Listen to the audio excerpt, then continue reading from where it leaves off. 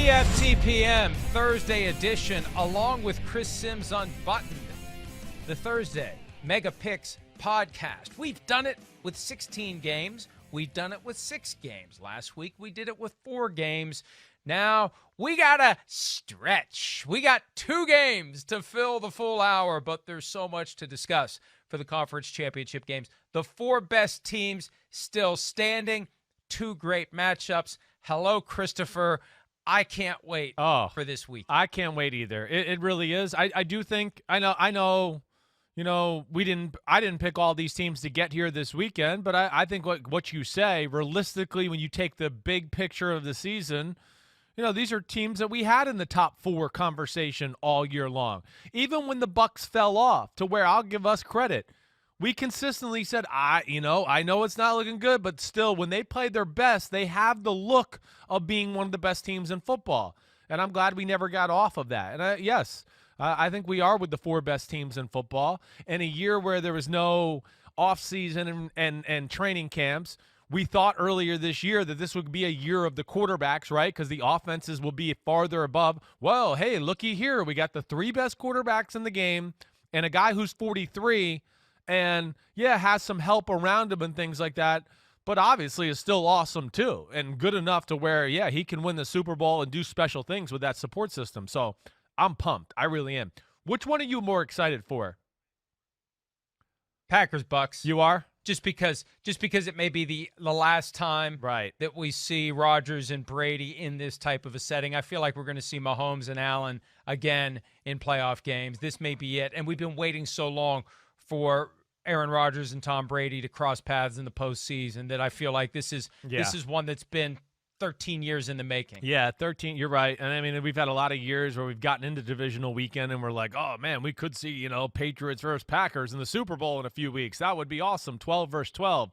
We got cheated out of that in 14 because the damn Richard Rodgers who didn't recover the onside kick and all that crap. That would have been an awesome Super Bowl if we got to see it. But you're right. It's not a Super Bowl, but it still has the importance, the same level of importance, really. And legacies are on the line, especially, I think, for Aaron Rodgers. It was Brandon Bostic who had that onside kick tear him off of his pads. Yep. And before that, it was Morgan Burnett with the pick 6 who fell down. Like, there was 6 minutes left in the game. What the hell are you doing? Run that thing in for a touchdown. What a crazy game. I'll tell you what. I mean, Packers fans have their Lombardi trophies. They've got 4 of them. But it's amazing that they don't have another one, haven't played for another one over the course of the past decade, but this may be their last best chance with Aaron Rodgers. We're going to talk about that game. But before we get into the games, let me have 30 seconds for a victory lap here. Go ahead. It's been so rare that I've been able to tell you to cram it sideways that by virtue of the Buccaneers coming through for me, that gave me the edge. We both had the Ravens. We were wrong. You had the Saints. I had the Bucks. I got lucky in that one when the Bucks finally woke up in the third quarter. So I was 3-1. You were 2-2 straight up. I was 2-2 against the spread. You were 1-3. Best bets 1-1. You are still kicking my ass thoroughly straight up. Against the spread, it's close, but it's not close enough for me to catch you. But best bets, it looks like I've got that. I've probably got that clinched because I've got 5 games in the win column and there's only 3 games left. Right. All right. And we're not going to do best bets for every game. Obviously, we're just going to do one this week because there's only 2 games. So let's get into Buccaneers 5 seed at the top seeded Green Bay Packers. Bay of Pigs for all the marbles in the NFC. Cold, snow, awesome. And where you want to start? Yeah, where do you want to start? You want to talk about Rodgers and their matchup on the Bucs defense, or the other way around? Let's start with the home team offense. Green Bay, when they have the ball, what should we be looking for? Well, okay, there's a few things. The first time they played, there was some troubling things you see. Now, both of these teams are a little different, and the Packers, as we know, have become a lot better really the last 6 or 7 weeks, definitely. I think the one thing that jumped out to me about the first game, even though they jumped out to a 10-0 lead, I came away watching it back going, yeah, it was a 10-0 lead, but it wasn't like the offense executed it and they just blew the Bucs off the field and it was wide open receivers and ran the ball. Really, when I started to break it down, I went, man, this wasn't easy. In fact, they got down the field both times just because Aaron Rodgers made some off-schedule plays and unbelievable throws like he does. So it was not a great offensive day altogether. The Bucs D, Mike, as we know, let's just start with this. Do we think the Packers offense can run against this Buccaneers defense? Like, what are your thoughts there? Well, they're going to have a hard time, especially if Vita Vea is able to play and if right. he's ready to go. And Bruce Arians, the head coach, has been saying he's in shape, he's been working, and that really puts a wrench in the ability to run inside. And as you said earlier today on PFT Live, good luck running outside with Devin White ready to clamp down on whether it's Aaron Jones, A.J. Dillon, Jamal Williams, whoever. You try to bounce it outside, you're going to get bounced to the ground by Devin White. Exactly. That's where that, to me, will be a big component of the football game. I don't think there's any – you can't – no, but I haven't seen anybody run outside on the Buccaneers all year long. First off, JPP and Shaquille Barrett are very good at, like, kind of setting the edge, and if you do get around them, they're athletic enough to kind of get out there and never let you turn the corner, let alone like those guys. Maybe you can run up the middle. I got to see it, though. I got to see it. Like we said on the show this morning, nobody has run on the Bucs all year except your Minnesota Vikings and Dalvin Cook. I don't know if I can expect that to happen this week. And even though I respect this Packers run game, here's the other thing that jumps out to me, Mike. And maybe this is where the Packers' approach could be different. The first time around, the Packers went into that game. They were kind of on fire. I believe they were undefeated at that point. Everything they had been doing was just working. It didn't matter. It just was, hey, we're awesome, blah, blah, blah. That was the first time a team gave them some issues. Another thing I said to you on the show today was way too many deep throws, aggressive schemes the first time around. That has to change because I don't think you can sit there and expect to sit in the pocket all day long against this, Buccaneers pass rush, which is another one where I go, how do we feel about that? Do we think Rodgers is going to be able to sit back there all day and throw the ball with this defensive line and all that? I mean, I'm asking you because I don't know the answer either. What do you think? Well, look, it's going to be a challenge, even though the Packers' offensive line has played very well. David Bakhtiari's not there. He's the highest-paid offensive lineman in league history for a reason, and it puts more pressure on the Packers' O-line to withstand that frenzy that could be created by the Buccaneers. And I really do think, Chris, and I don't want to make it overly simplistic, but I feel like whichever team gets into that we want this more mindset, especially defensively. Right. If one of these defenses just becomes hair on fire, passionate, aggressive, damn the torpedoes, who cares if I get injured? There is no tomorrow. I'm going to throw my body around. I'm going to get in your face. I'm going to get chippy. I'm going to get nasty. Whoever can capture that, and maybe both defenses do. Maybe it's going to be 13-10. I don't know. But I feel like that's really the challenge. At a game like this, when so many things are equal, who can light that fire? And who can capture that moment? Remember last year when we had Zadarius Smith with us in Miami the week of the Super Bowl? And this was back when the Packers still had this weird, every time they took the show on the road, you had to wonder who's going to show up and what happens. And Zadarius Smith said we weren't ready to play. In the NFC Championship game, how can you not be ready to play? Yeah. In the game that vaults you to the Super Bowl, the thing you've worked for all year long, the Bill Parcells line that we uttered earlier this week, this is why you lift all them weights. This is why you do all that crap. This is the culmination. And yes, it's 3 hours like any other day, but it's not. And I just feel like whoever brings that greater urgency and zeal and desire to the table, I feel like that's going to be a huge edge. Yeah, I hear you. And when it comes to that aspect, I have more faith in the Bucs defense being able to capture that craziness than I do, the Packers defense. It just seems like there's more of those guys, whether it's Sue, a JPP, Devin White, like you said, who I think will really, if the coach just goes, hey, you got to go run through that steel wall over there, he'd be like, okay, coach, I'll do it. Oh, I didn't make it through, but I'll try again. I feel like they have more of those guys. I mean, I do. So that's an advantage to the Bucs altogether. Now, the Bucs defense, we saw how awesome they were last week. I don't think they can play that exact same style they did against Drew Brees and the Saints. I know a lot of people, I've heard that, and I've been on the radio, here and there, where I expect to see the same approach from the Bucs defense. Yes, but they got to be careful. They can't be playing bump and run, man-to-man, people all in the box to stop the run against Aaron Rodgers. Drew Brees, you didn't have to worry about the ball going plus 20 yards. You didn't have to worry about that. It's a huge advantage. Aaron Rodgers, you got to defend 20 down to the next 70 yards. You got to defend it because he can hit throws that way. So I have a hard time thinking that aspect. And here's one other little thing, Mike, I'll throw out there. I always look in these matchups for does the coach, Matt LaFleur, in this one, has there been anybody in his coaching tree or anybody he knows that's had to face this Buccaneers defense and do anything? And one thing that came up to me that I just thought was interesting, we talked about the Packers. Can they protect Rodgers? They couldn't the first time around. As I went here and I went, man, the Bucs lost 5 games this year. One of them was to the Chiefs. Yes, big plays, bombs, blah, blah, blah. The other 4 losses, though, were against dink and dunk teams.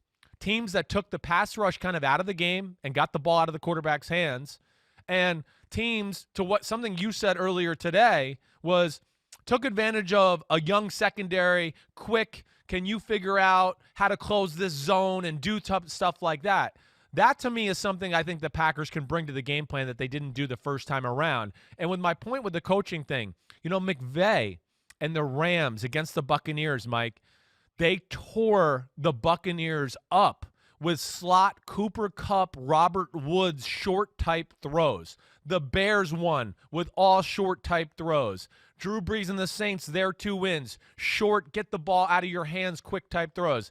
I think that's something to look for in this game. For the Packers that might be different than the first time around. So the longer Aaron Rodgers holds the ball, the better the chance the Buccaneers have to get to him. But that seems to me when he's the most dangerous. I know. And he'll be backpedaling on his back foot, flick of the wrist, 50 yards, huge play. He's going to want to try to do that from time to time. But your assessment would be timing, rhythm, quick release, get rid of the ball, keep the chains moving, and kind of take the wind out of the sails for the Buccaneers, no pun intended. Right. But, the Buccaneers have struggled when they've fallen behind.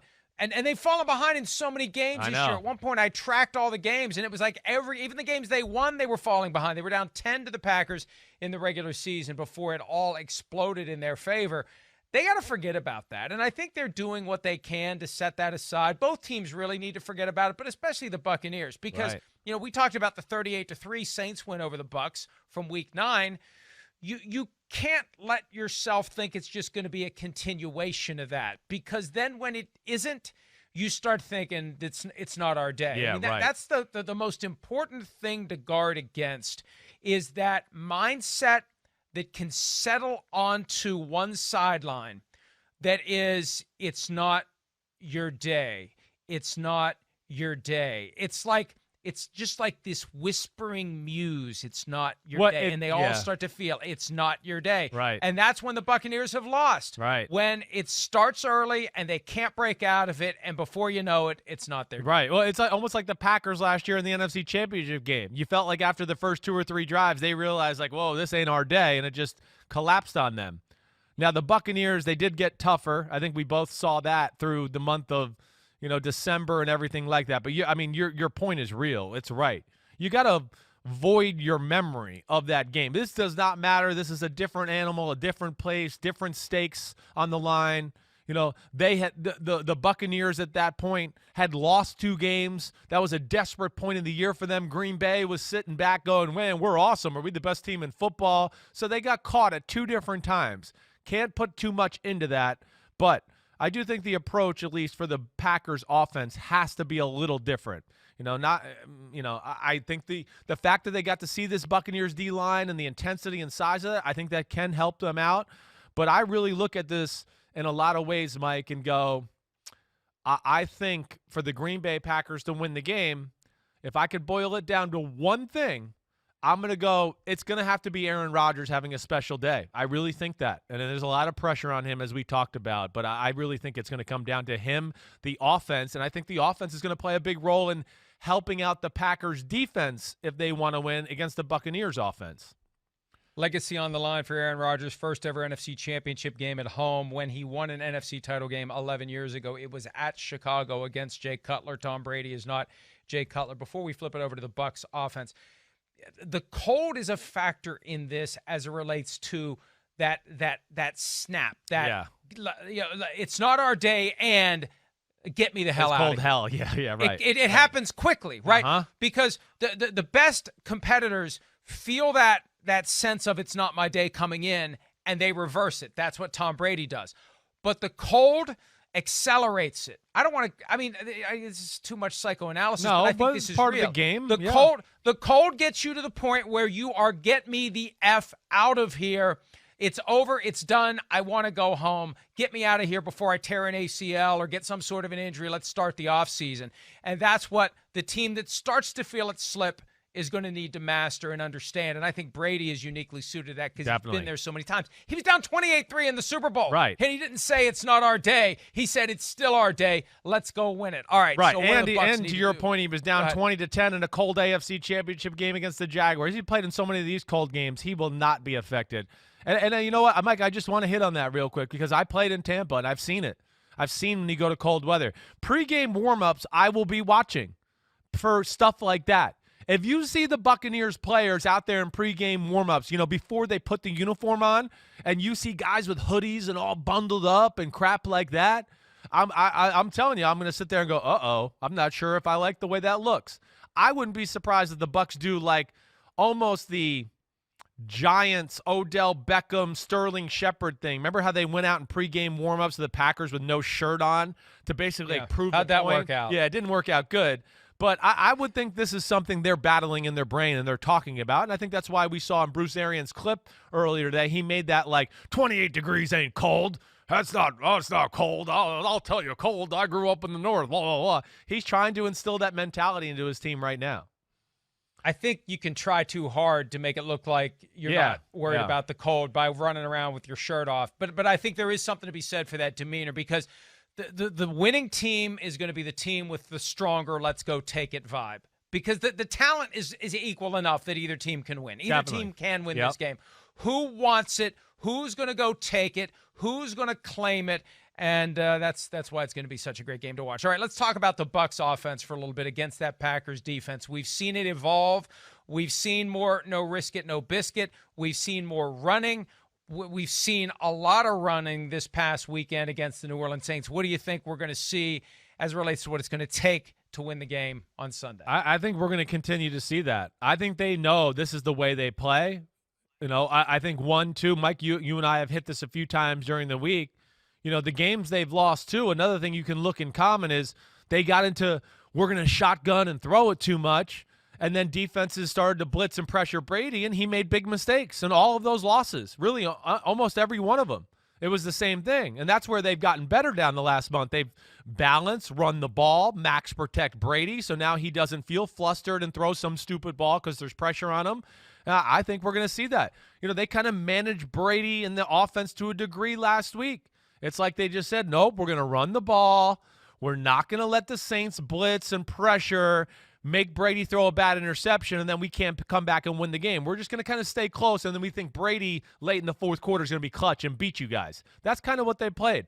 I have a hard time thinking they're not going to come out trying to run the ball as far as the Bucs. The Bucs dominated the line of scrimmage the first game around running the ball the way they're running it right now, and I question the Packers D, Mike. I do. I guess there's a part of me that worries they could get steamrolled by this huge, hulking, big Buccaneers offensive line.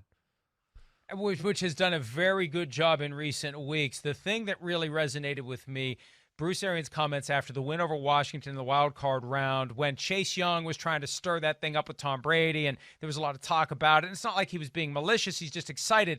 That got the attention of the Tampa Bay offensive line. They took it to heart. That's what Arians said. So they were even more determined to play well against that Washington defensive line, and they did. That gave them confidence to play well against the Saints, and they did. Well, of the three teams, Washington, Saints, and Packers, who's got the worst? All due respect, of those three, it's the Packers. Yeah. So they've already shown that they can master the best. This is all rolling in the right direction for the Buccaneers at the perfect time. Agreed. Exactly right. And I think the other aspect, too, is, I have respect for the Packers are a tougher team than they were last year. We've hit on that a lot over the last month when we talk about them. We 8 weeks ago we were going, the Packers have a great record. We're not sure how great they are. By the time we got here to the playoffs, we started to go, damn, no, they're pretty good. They're definitely one of the 4 best teams. There's no doubt about that. They changed our thoughts that way. But even last week to me is concerning, Mike. Like with Cam Akers, right? He had 18 carries for 90 yards. And I know that's not a huge day, but that's not like an awesome Rams offensive line. Nobody is going, oh my gosh, the Rams have so many bulldozers and they're awesome that way. No, it's not that great, okay? And then when you take into account that there's limited things you have to worry about in the pass game, and you can put a lot of eggs into the we're going to stop the run game basket when you play the Rams, and the Rams still had success. My problem with the Packers is they're in the right places, Mike, when it comes to stopping the run, but nobody ever physically dominates and makes a play and makes a tackle for a 2-yard loss or does anything like that. It's like, oh, okay, yeah, we defended it. You ran for 5, but we didn't get gashed, so that's good. It was just 4 or 5. And that's not going to cut it this week. And that's what I worry about. It gets to, Fournette and Ronald Jones up the middle, and now they're starting to creep towards the line of scrimmage, and now it's mismatched nightmare, and you got Kevin King on, Mike Evans one-on-one, and Brady strikes a big play and does that stuff. That's my real worry for the Packers defense in the game.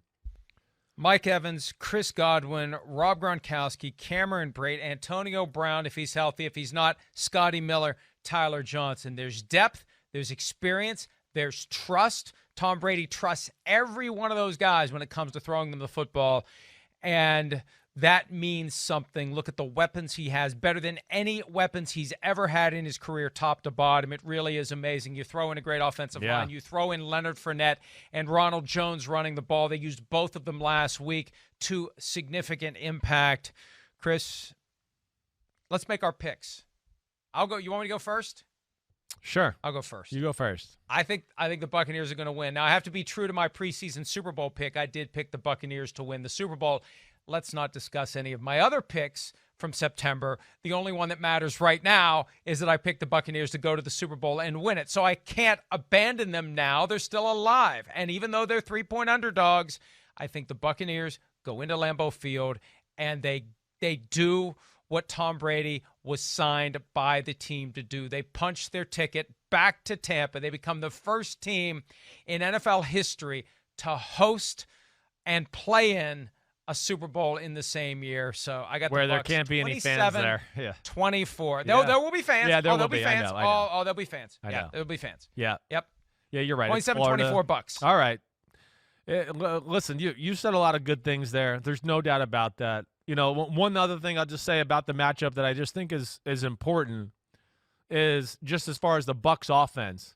Can the Packers, to what we were just talking about, can they win first and second down and get the Buccaneers in 3rd and 8 situations where Brady might have to hold the ball, and now their pass rush can get there? Or can the Packers continue to score continually enough to where the Buccaneers can't be balanced and patient all the time? They got to drop back and throw maybe more than they'd like.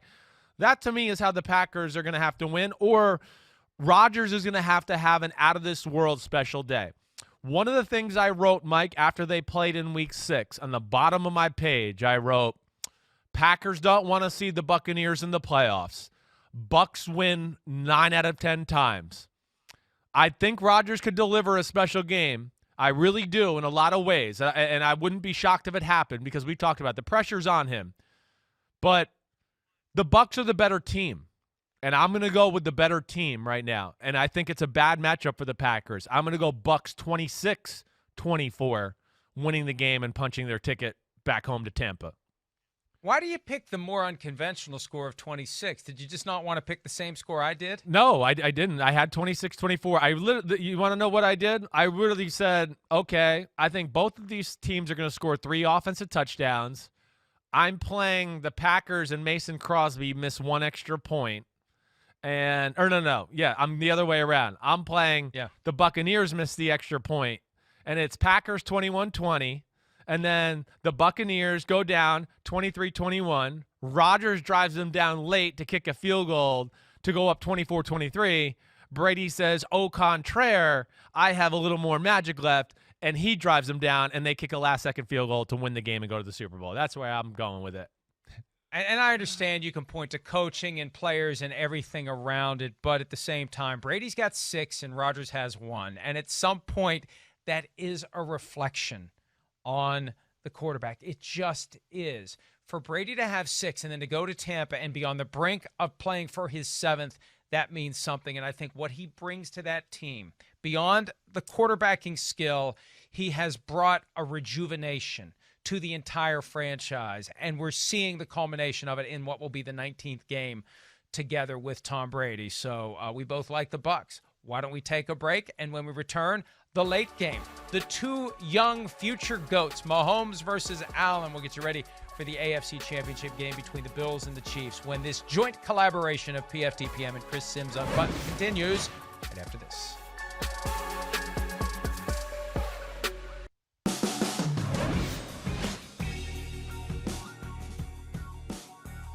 It's PFTPM and Chris Sims Unbuttoned, the joint Mega Picks podcast. We're down to only 2 games, which gives us extra time to talk about those 2 games. It gives us a little time to talk about other things too. Chris, I have a very important observation that was made by a viewer who enjoyed our program this morning, PFT Live. Okay.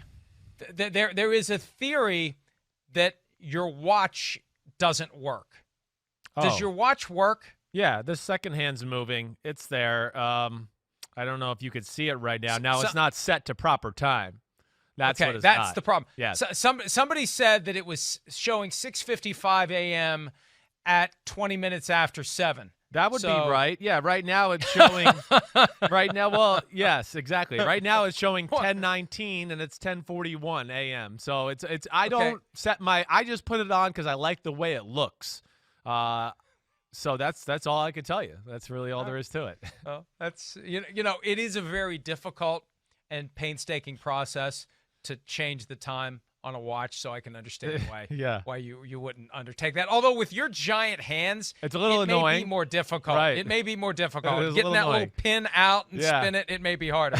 You may need to get somebody else to do it for you. Right. All right, let's get on to far more important things. According to PointsBet, the Kansas City Chiefs favored by 3, just like the Packers, favored by 3. Chiefs at home against the Buffalo Bills, the team that ended the season as number 1 in the PFT Power Rankings. Not as impressive against the Colts, very impressive against the Ravens, especially defensively. Now they roll into Kansas City. Let's start with Buffalo defense against that Kansas City Chiefs offense, which we assume will have Patrick Mahomes. It would be a huge surprise if they don't. He's got that toe issue. They've got a great array of weapons. What do you see the Chiefs doing offensively against the Buffalo Bills defense? Well, I think this is going to be a game, Mike, at least in my opinion, and just, from watching film and doing all this crap, right, that I do. I'm Ron Jaworski. I watch the film. I would be shocked if the Chiefs approach the game the same way they did the first time. I think we're going to see a totally different style of game from both of these football teams. That was early in the year. It was kind of a bad weather game, and the Bills at that point couldn't stop the run, and they were really bad on defense. I mean, really bad. Had some really bad deficiencies and things, Mike, that we went in on the time where I would just go, no, every team is trying to run the ball right at this one spot because the Bills can't figure out how to defend that spot in certain formations, and the Chiefs did that. But I think within that, too, they took away some of their own strengths as a football team. I'm fine with running the ball, but don't get in like the I formation with the tight end and Patrick Mahomes under the center like they did the first time. How about getting the shotgun and make them worry about all the passes and then run those same runs you ran? To me, that'll put more pressure on this Bills defense. I think that's what we're going to see more of this time. Plus, I don't think you can take the risk if you're the Chiefs. Not with that other offense on that side of the ball where you could just go, oh, we're going to play balanced. No, they're going to have to attack. And that's where I think you could see some sort of a shootout. And where it'll be interesting to me, the Bills defense, Mike, we've hit this a lot too, so much better than it was then compared to now. I mean, the last 7 or 8 weeks, it's been amazing. But the one thing I always come back to with the Bills defense, they were great against the Ravens last week because they got to go all in on we're going to stop the run game and we don't have to worry about everything in the pass game. They were great at the end of the regular season because they got in some of those sort of matchups with the New England Patriots and things like that. We saw in the wild card round they had issues though. Why? Because that team had just a little balance to where you're like, wait, we got to stop that run. Oh, wait, and they have this great passing game, or not great, but good, and they couldn't stop either one. Now, I don't think that's the case with the Chiefs. I don't think the Chiefs are going to run the ball 46 times or anything like that, but the Bills are going to be a little compromised in this one. And that, to me, is going to be the big challenge for them is can they confuse Mahomes and Andy Reid and give them enough crazy looks till they don't know what to expect? I don't know, Mike. I mean, what's your thoughts on that? Well, here's my thought, and it was triggered by something you said there, because last weekend we spent time talking about the potential value of the Browns reducing possessions in the divisional round game against the Chiefs, keeping Patrick Mahomes on the sideline drinking Gatorade, or as the case may be, pina coladas. And then the prior week, it was the Colts reducing possessions, slowing the game down, shortening the game, and keeping Josh Allen on the sidelines. And Chris, in a crazy sort of way, when you bring these two high-powered offenses together, and this is the thought that came to me when you said shootout, I started thinking, which team would benefit from slowing it down and reducing possessions? And I can't believe I'm going to say it, but I think the Chiefs would benefit from strategically and tactically slowing down the game and keeping Josh Allen on the sideline. I think the chances of Allen being frustrated and pressing and making mistakes are greater if you force him to wait than if you force Mahomes to wait. Right. Although I think the intuitive thought would be the Bills will be better off keeping the Chiefs on the sideline. I think in this game, the strategy that could work well for the Chiefs. Now, look, I think any strategy will work for the Chiefs. Yeah. But I think you take the steam out of the Bills' offense by having long, methodical, old-school West Coast drives where you just gradually and deliberately take what's there and move it down the field, and don't try to force something. Don't make a mistake. Just go easy and slow and controlled 7-minute drives. Keep Josh Allen on the sideline and try to make them frustrated by their lack of opportunity. It's an interesting conversation, Mike. I don't think you're crazy with that thought at all. It's crossed my mind to a degree. It has. First off, I mean, your point about, Josh Allen, the Bills, their patience. Mahomes and them, they've already had to deal with this. Like, they've shown their patience. They had their, whoa, defenses are playing really conservative. What can Kansas City do to compound this? And they went, wait, we can run it a little, but we'll extend our short passing game and make that better. And they are a patient team when they have to be. They really are. Yeah, the Bills, I don't know if I'm as convinced with that. I'm with you. And to me, the Bills, I would be worried about that. And that's, to me, where I would force the issue a little bit. To your point also there along those lines, the Bills have no running game. The Chiefs have a running game that you have to defend a little bit. You can't just go, forget it. We're not even going to think about it. No, they run the ball just good enough to where you go, crap, I got to worry about stopping that 1 or 2 runs they do in the shotgun. That's going to be an issue for us when I have to worry about all this other stuff. One of the big keys to the game, Mike, for me, will be McDermott and Leslie Frazier. And just, you said it in the draft today, the mind games and things they'll have to do with Andy Reid. They're going to have to try to be able to fool them with some pre-snap looks like, hey, we're down in here. You're not going to run the ball against this look. Don't run this ball. And then, there's Mahomes, wide 80, and all of a sudden they drop back. And it's, oh, God, I checked to the pass already. Damn, it was too late. They're going to have to do some of that and take some chances and maybe even void some areas at times to just go, okay, we were worried about this and we stopped this. And, yeah, we might have cheated and left this area wide open, but we did it unexpectedly and calculated to where maybe you didn't notice it. And those are the teams that have success against the Chiefs, though.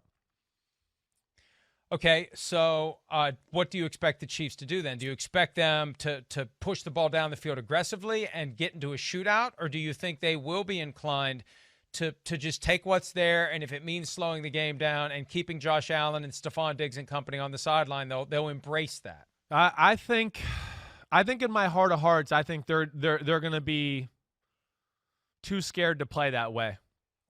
I think they're going to look at it and just go, you know what? We are who we are.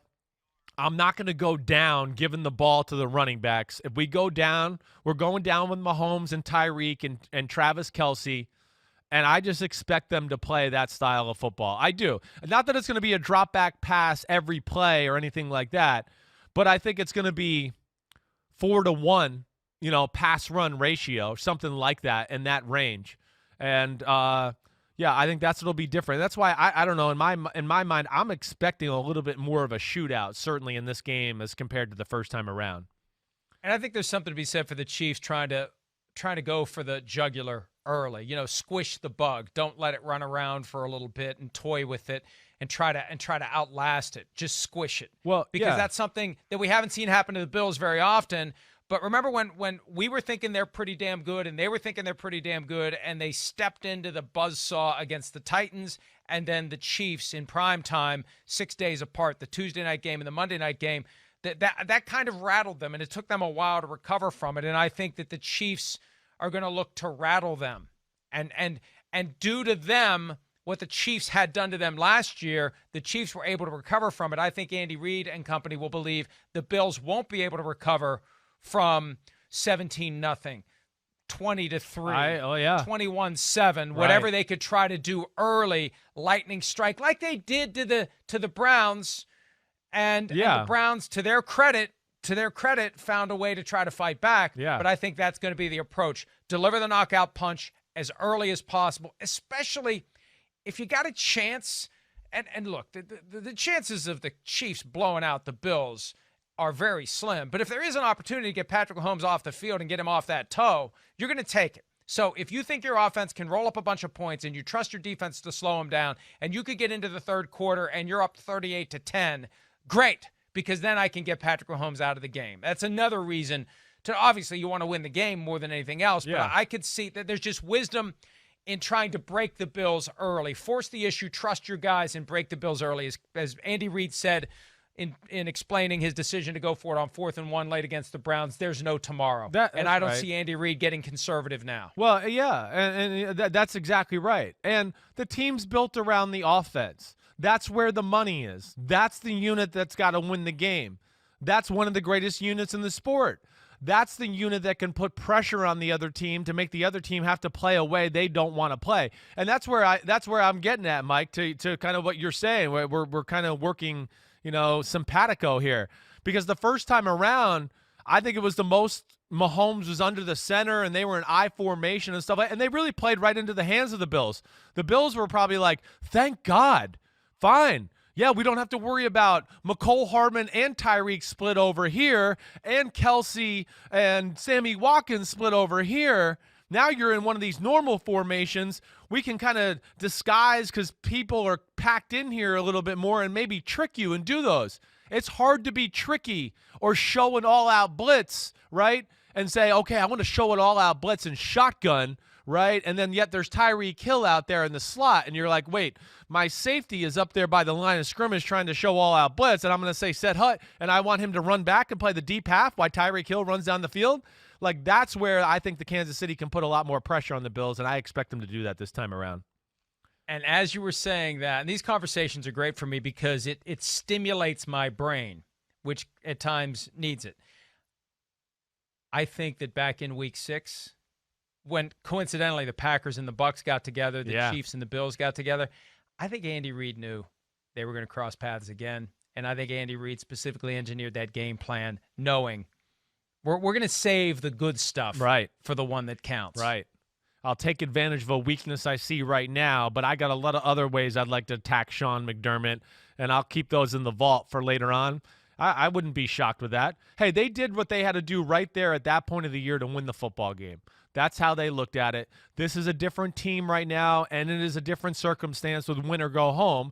And I have a hard time thinking like a guy like Andy Reid is going to sit there, and I think he'd be able to rest a lot easier on Monday if he lost going down with we threw it and we tacked and did everything like that. And if it was the other way around where he tried to play balance and run the ball, I think that'll make him not sleep all next week if they lose the game that way around. He's going to go, damn, what the hell was I thinking? I got Patrick Mahomes and these guys and all this money on the offense. Why would I let them off the hook? So I think we see the pretty much aggressive air show from the Chiefs offense.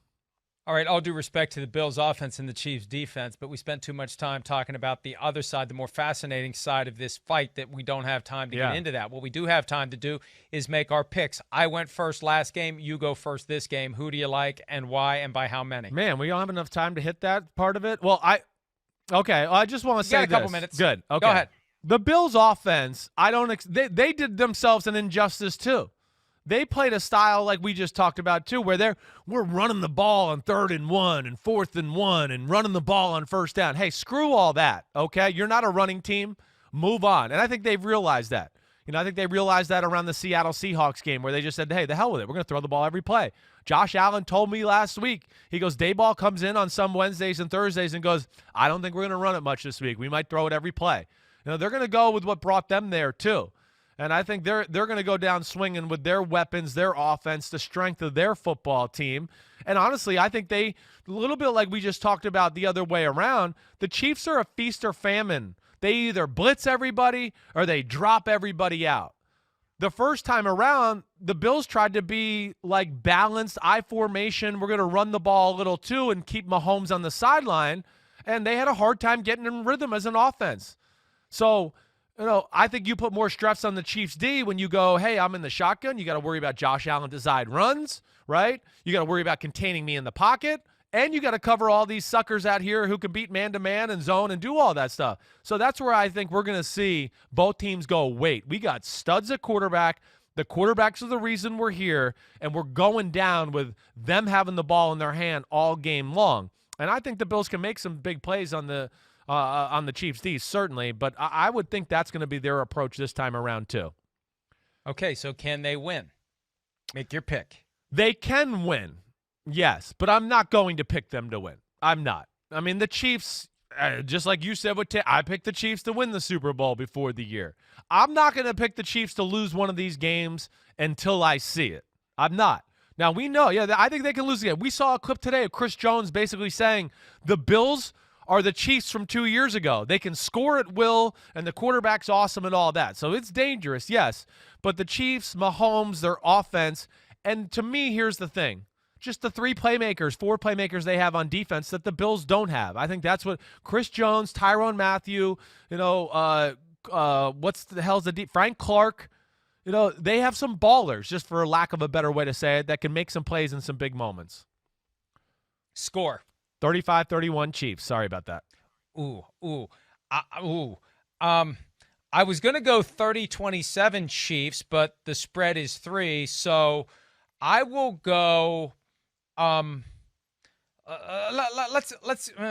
going to say 44-38, but no, I'm going to go 31-27 Chiefs. They win and they cover. So we're both. So you've got the same thing. 4-point margin. Right. 4-point margin. I was going to go 30-27, and it may be 30-27, but the spread's 3, so we can't do that because that's no fun picking the push. So that's where we are. Let's take a break, and when we return, we're going to look at some prop bets coming out of Championship Sunday. Plus, still to come, one best bet each, and our Folsom Prison Blues pick. We'll have more PFTPM and Chris Sims Unbuttoned right after this.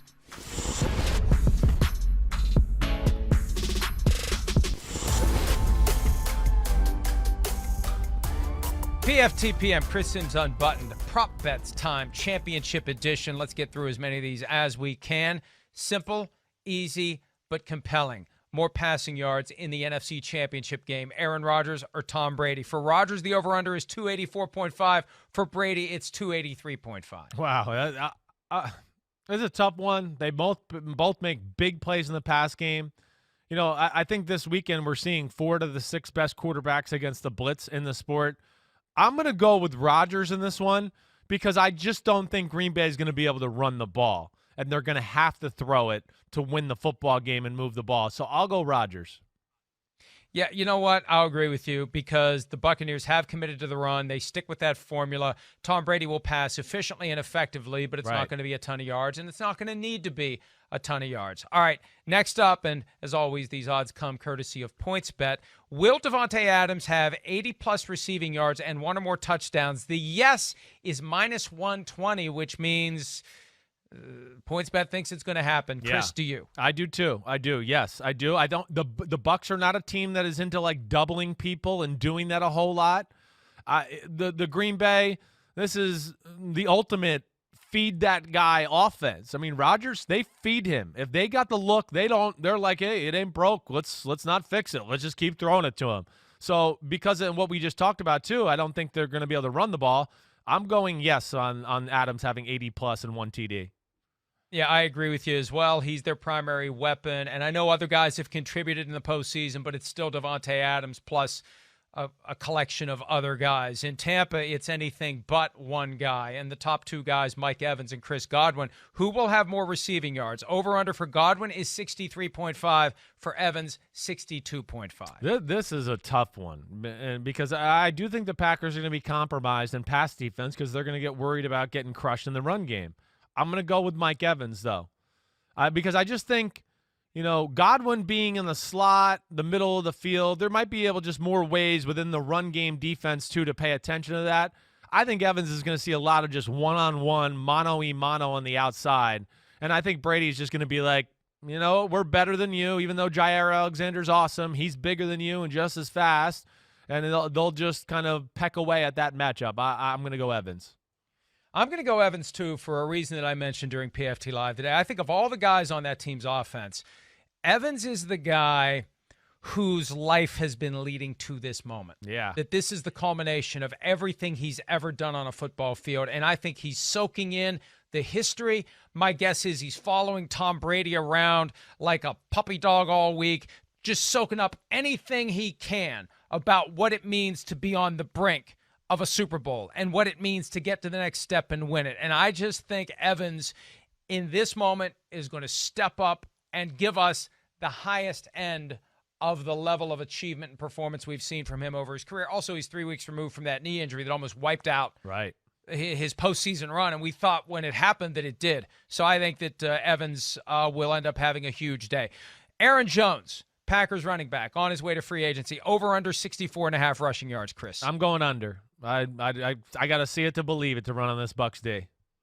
Yeah, he had 99 against the Rams on Sunday, but I'm also with you under. Josh Allen, your boy Blue, over under 308 passing yards in the AFC Championship at Kansas City. Giddy up, Josh Allen. Giddy up. It's my boy Blue. 308 yards is no problem for him. He'll throw that easily. You were searching for a rhyme there, and it just was never going to come. No line for Patrick Mahomes because of his injury status, and if he doesn't play, obviously the under wins. I'll go over as well for Josh Allen. How about rushing yards? We didn't see much from him against the Ravens, 32.5. He had over 50, I believe, against the Colts. He had over 90 against the Texans last year. 32.5 over under. What do you got? I'm going to go over, and that's why another reason, Mike, when we broke down the game, I just go, that's why being in the I formation and them trying to be balanced is just, I don't like that attack that they did the first time around too. Shotgun, Diggs is deep. Okay, John Brown's deep. Cole Beasley's working the middle. There's all these lanes for him to scramble and run too. That's part of the greatness of their team. I'm going to go over there for the 32.5. Yeah, I agree with you as well. Real quickly, receiving yards. Diggs, Kelsey, Hill. Which guy has the most of those three? Wow. It's either Hill or Diggs. I think they're going to try really hard to take Kelsey away and double him in a lot of big situations. I'm going to go with Diggs. Because, there's more weaponry to be passed around with the Chiefs. To me, Diggs is the guy that Allen is always looking for 100% of the time. So I'll go Diggs. I'm going to go Kelsey. And the thing about Diggs, remember that game last season during the regular season when we saw that frustration start to come out just a little bit. And I think that the Chiefs know that if they can take him away and minimize him, maybe he'll bubble over at some point and cause not a huge problem, but a problem just from an attitude standpoint if it's not really going his way. All right, we're going to take a break. When we return, best bets time. We have one each plus our weekly Folsom Prison Blues pick. We'll do that when PFT PM and Chris Sims Unbuttoned continue right after this.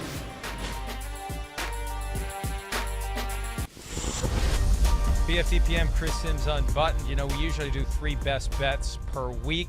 Last week we did 2. This week with only 2 games, we're doing 1. We're also doing the Folsom Prison Blues pick, which is the one game that we guarantee as a winner if we're lying dead in a ditch. This is the game that we would put our money on. So, Chris, I don't know what the difference is with only one best bet. Maybe there isn't one. What's your best bet? I'm really torn with this one. I don't know which way to go. I really don't. I guess what I'm gonna do, I'm gonna go with Kansas City. I am. I know I picked the Bucks to win by 2 points, but I guess I feel like Aaron Rodgers can pull off the upset maybe more than I think the Bills and Josh Allen can, and that's my logic. So I'm taking the Chiefs in those 3 points. Well, but the Packers are favored. That's the other side of it too. That's why I'm tempted to take the Bucks because the Packers could win, but it would still be a one or really 2 close game. Yeah, I know. And the Bucks end up covering, but I'm going Chiefs. I just feel like the Chiefs are going to win, and they're going to win by more than 3. All right, Folsom Prison Blues, straight up, no spread. The one game that you believe will result a certain way. Which is it? I'm going to go the Chiefs. I guess it's there the Chiefs. too. I am too. Yeah, I'm going the Chiefs Same too. thing. Yep. Same thing. Yep. I feel like no matter what the Bills throw at the Chiefs, they've been there, they've done that, they're ready, they're at home, and they just have the better team on both sides of the ball. Offense is a wash. Defense for Kansas City is better than the defense for the Buffalo Bills. It's that simple. We'll see how it plays out. Yep. Enjoy the games this weekend. We'll see you next time for PFTPM and Chris Sims Unbuttoned. Have a great day. See ya.